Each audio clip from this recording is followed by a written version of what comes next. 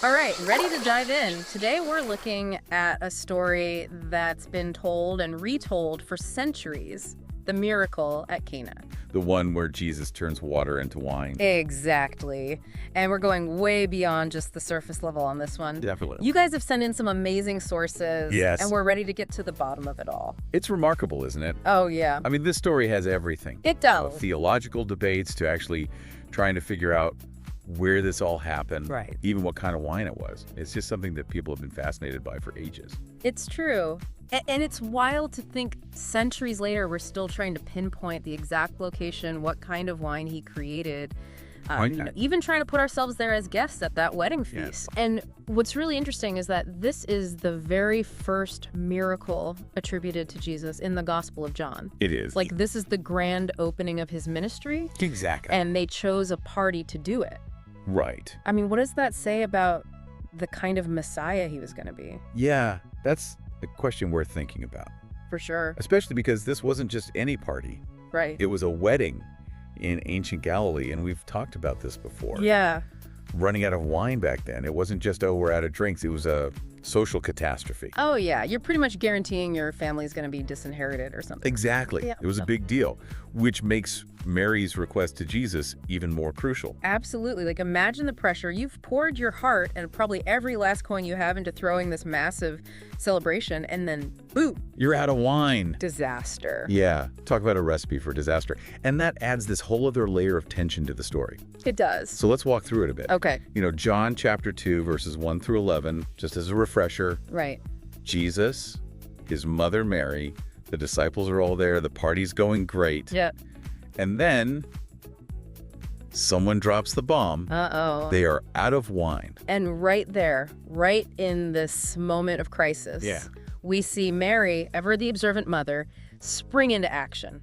Oh, yeah, she's on it. She tells Jesus they have no more wine. But think about his response. Okay. He says to her, "Woman, why do you involve me? My hour has not yet come." What do you make of that? It almost sounds like he's hesitant. Yeah. Like he doesn't want to step in just yet. Right. But Mary, classic mom move, she's not letting it go. She turns to the servants and tells them, and this is the most intriguing line to me, "Do whatever he tells you." Oh, man. Can you imagine being a fly on the wall? You can practically hear the whispers starting around the room. And that's where those stone jars come in. Oh, yeah. We're not talking your average water pitcher here. No way. No. The text tells us they're huge, each one holding 20 to 30 gallons. Whoa, that's enough to quench the thirst of even the thirstiest wedding guest. I mean, come on, right? That's a lot of wine.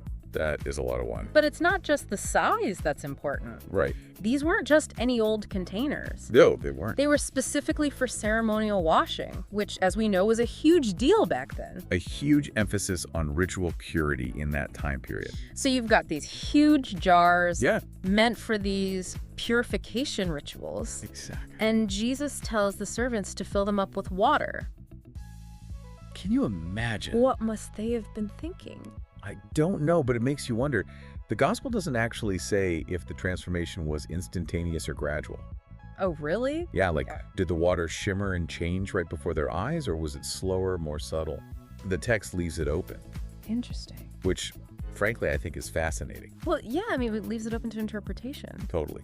I know, what do you think? I think it makes it more powerful Yeah. because it makes you imagine yourself there, Right there. experiencing this miracle along with everyone else. And speaking of experiencing the miracle, can we talk about the wine for a sec? Because the master of the banquet, who, by the way, has no idea where this new supply came from, calls over the groom and basically says, "Dude, everyone else saves the cheap stuff for last but you brought out the good wine now." Talk about irony, right? Curiously. Little does he know, he's not just tasting good wine, he's experiencing a symbol, an allegory for something way deeper. Okay, so let's uncork that symbolism a bit. Okay. This idea of the good wine being saved for last, it's about more than just good party planning, right? Absolutely. Like, what are we supposed to take away from that? Remember that article from BibleStudyTools.com you sent in? Yeah. It highlights how scholars see this good wine as a representation of Jesus himself. Okay. His arrival at the wedding, the miracle that follows. It marks the beginning of a new covenant surpassing the old. So it's like this wedding feast becomes something much bigger, like way more significant. Exactly. Like this whole history of salvation is playing out Right. right there in that moment. Right there at the banquet table. The old ways represented by the wine that ran out are being replaced by something infinitely better, something new. Yes. And it makes you think, right? It really does. What are the old wines that we might be clinging to in our own lives? Oh, wow. Those old habits, those outdated beliefs that are keeping us from experiencing the fullness of what Jesus offers. That's a big question. And the wedding guests? Their reactions are amazing. They're delighted by this unexpected turn of events. Of course, this amazingly good wine shows up just when all hope seemed lost. It's a nice reminder, though, isn't it? Yeah. That sometimes the best gifts, the biggest changes, they come when we're least expecting them. Absolutely. When we're open to something new, something we may not even understand. I like that. Speaking of unexpected turns, can we talk about the mystery surrounding the actual location of Cana? Oh, yeah.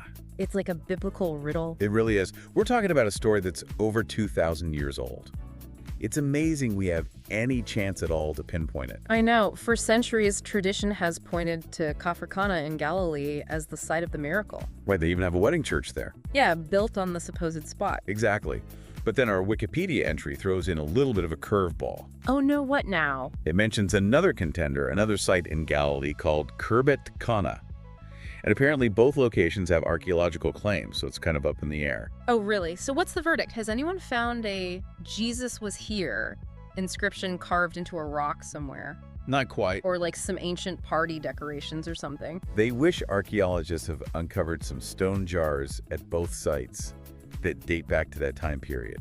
Okay. However, those jars were incredibly common back then. I mean, they were used for storing all sorts of things, not just wine. So we can't say for certain which spot hosted this specific wedding feast. But you know what I find so compelling? What's that? The fact that people are still so invested in finding it after all this time. I agree. It speaks to the enduring power of this story, how it still resonates with us on such a deep level. Yeah. We want to be there. We want to walk where they walked, touch what they touched. Totally. And while we're on the topic of historical details, Yeah. you know, there's been some debate A little back and forth. about whether it was actually wine they were drinking at this wedding. Oh, you mean Are we going back to the beer theory? the beer theory? Well, while most scholars agree, it was almost certainly wine based on everything we know. Right. It's still interesting how interpretations can change over time. Okay, so we've got dueling locations, wine versus beer. Where do we even go from here? What's the takeaway? Maybe the real treasure isn't finding the exact location or what they were drinking, but more about understanding what this story is really trying to tell us. Yeah. You know, Okay. like think about it. This is the first miracle, the opening act of his ministry, and it takes place at a party. That's true. It's not like he's, you know, parting the seas or anything. Right, exactly. It's not a show of force. Yeah. It's an act of generosity, of bringing joy and abundance into this moment of human need. It's like he could have started his ministry any way he wanted to, but he chose to show up at a party that was running on empty and save the day. What do you think that says about him? It's interesting, isn't it? This miracle, right there in the middle of a celebration, it reminds us that the divine isn't found only in temples or on mountaintops. You know what I mean? Yeah. It's present in everyday moments. It's like those little miracles we were talking about earlier. Yeah, exactly. They- In those shared meals, Yeah. in the laughter and connection of a wedding feast. And I think that speaks volumes about Jesus' character. Yeah. I mean, he's there in our good times and bad times, right? Yes. He cares about the things that are important to us, even if it's as simple as running out of wine at a party. Exactly. And I think about the end of the story, the guests, they have no idea. Yeah, they're clueless. They just keep on celebrating, enjoying this miraculous wine. Yeah, it's like the miracle is a secret between Jesus, the servants, and us, the readers. I love that. It's like this little wink from the gospel writer. Yeah. A subtle reminder that miracles aren't always flashy and obvious. Sometimes they're quiet, almost invisible, Yeah. woven into our lives in ways that we might not even recognize at first. But they're there. They're there, Yeah. offering us a taste of something more if we're open to it. So as we wrap up our look into the miracle at Cana, here's something to think about. What if we approached our own lives with that same sense of openness and wonder? You know, looking for those little miracles all around us every single day. Maybe it's that moment of unexpected connection, a burst of creativity, or even just realizing that, hey, we're right where we're supposed to be. Experiencing those moments of grace and abundance, even when we least expect it. It is something to think about. It is. Thanks for that. Thanks for joining us on this deep dive today, and we'll see you next time. See you later.